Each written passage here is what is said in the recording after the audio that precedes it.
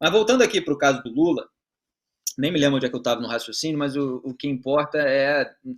Assim, eu estava lembrando do Vadir Damus, do José Dirceu, das declarações sobre o STF. O Lula faz isso de uma maneira mais branda, mais maliciosa, como é próprio da natureza dele, mas ele quer dar um tempo, ele quer ter o controle, ele quer concentrar o poder. Sempre que ele fala, vamos democratizar, vamos ouvir a sociedade, é ouvir a turma dele, são os militantes. A sociedade civil, na cabeça do Lula e dos petistas, são os conselhos formados pelos militantes que eles têm em diversas entidades para legitimar as narrativas do partido. E eu estava falando que ele é ingrato porque ele acusou aí o Poder Judiciário de politicagem. Ele foi salvo, foi libertado por causa, graças à politicagem, inclusive dos afiliados dele no Supremo Tribunal Federal.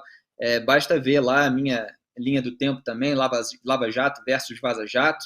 É claro que há uma série de nuances aí, mas não se pode nunca esquecer a atuação dos ministros mais fiéis ao Lula, inclusive 4 indicados por ele.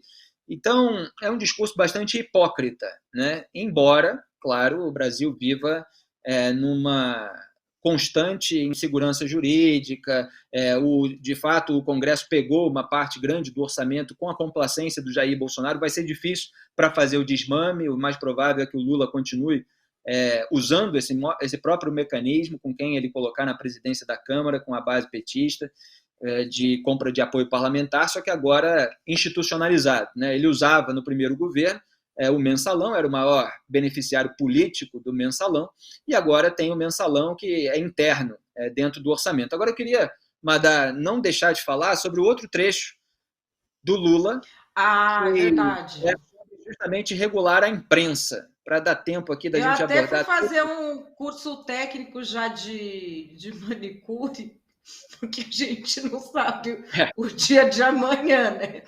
Já estou quase me informando já. No Brasil tem que ter plano B, C, D, E. Pode soltar a produção. Então, quando a gente fala de que é preciso democratizar o meio de comunicação, a gente está falando da mídia eletrônica, a gente está falando do rádio, da televisão, a gente está falando que é preciso regular a internet, mas quem vai regular? Olha, vai ser a sociedade brasileira, não vai ser o presidente da República. Nós vamos ter que convocar plenárias, congressos, palestras, e a sociedade vai ter que dizer como é que precisa ser feito para a gente poder democratizar, sabe? Regular melhor o direito de resposta. Porque a verdade é essa, cara. Nós temos 9 famílias que são donas de quase todo o meio de comunicação nesse país. Então é preciso que a gente possa abrir um pouco mais a participação. O jornal e revista, isso é problema do dono, faça o que quiser, escreva o que quiser, mas aquela mídia que é concessão do Estado, é preciso que a gente coloque a sociedade para discutir como é que a gente pode democratizar melhor, como é que a gente pode fazer melhor. Você vê que é um método, tudo que ele quer fazer, ele busca a sociedade e tal. Mentira, é ele que quer fazer, quer estatizar a imprensa, é isso que ele está falando. É que ele nunca foi presidente antes, né?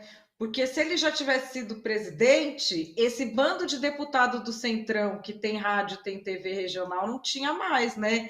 Que ele já tinha chamado o povo para democratizar isso. Pera, ele já foi presidente. Nossa! Ele já foi presidente, não viu a situação da família Collor com a Globo. Não, que coisa, gente! Será que ele esqueceu, Felipe? Se reúne até hoje. Eu sei que ele está se reunindo aí com empresários da comunicação. Ora, no mercado da comunicação, as informações voam pelos bastidores. Então, você tem reunião dele com os figurões, aí ele fala aí para militância, para base, são várias famílias e tal, ele se reúne com todas elas.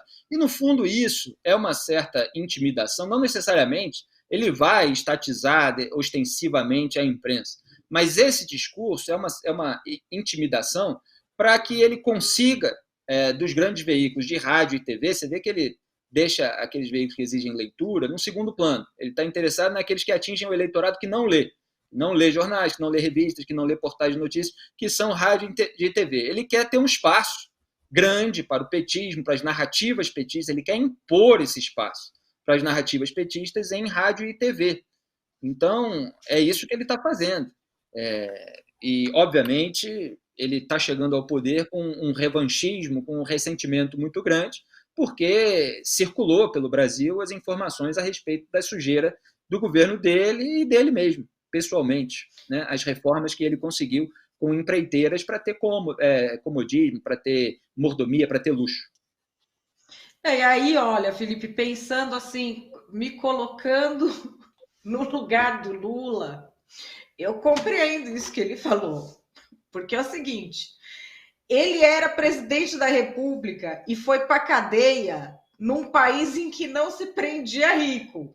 Eu já acabava com o judiciário. Era o primeiro dia que eu tomava posse, o segundo, nunca mais eu ia presa na minha vida. Nunca mais. Não ia ter mais nada. No segundo dia eu já tirava todo mundo, que nunca mais eu até abria as cadeias. E também, assim, a imprensa, apesar dele, desde o início do mandato, ter feito coisas de, por exemplo, parar de dar entrevista, que não era normal no cargo presidencial, essa palhaçada que você tem até hoje, de presidente só falar para os seus aliados, ele que inaugura isso na história da redemocratização do Brasil. A imprensa foi muito incisiva com ele, não foi o que ele esperava de ter facilidade para, movimentando a máquina estatal, dizer absolutamente tudo aquilo que ele queria. A imprensa ficou contra ele, a imprensa foi a favor da prisão dele. Eu também ia querer que todo mundo se danasse, Felipe. Imagina, me puseram na cadeia e ainda falaram mal de mim.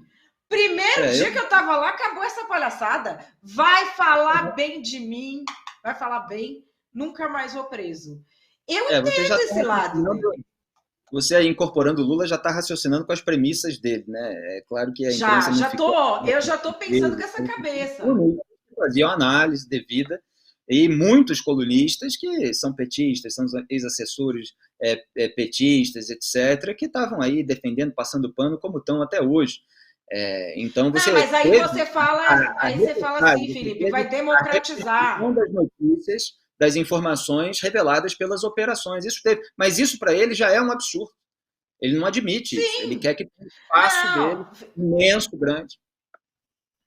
Olha, o galo não tocou aqui, mas já deu nossa hora. E aí o que eu queria dizer é que ele está fazendo o que ele está fazendo, que é a democratização que ele está falando, é o que eu chamo de democracia, que é a democracia que tem na minha residência, por exemplo, na minha casa, na minha família. Todo mundo se expressa, todo mundo vota, eu faço o que eu quero e mando no resto. Entendeu? É assim que funciona aqui. E é assim essa democracia que ele vai querer para nós. Vocês vão lá, vocês discutem, vocês falam que está democratizando, que está tirando da mão da elite, que a elite branca de olho azul, que não sei o que lá, e aí você manda. Eu falo isso aqui em casa, eu dou essa desculpa, cola. Até aqui cola.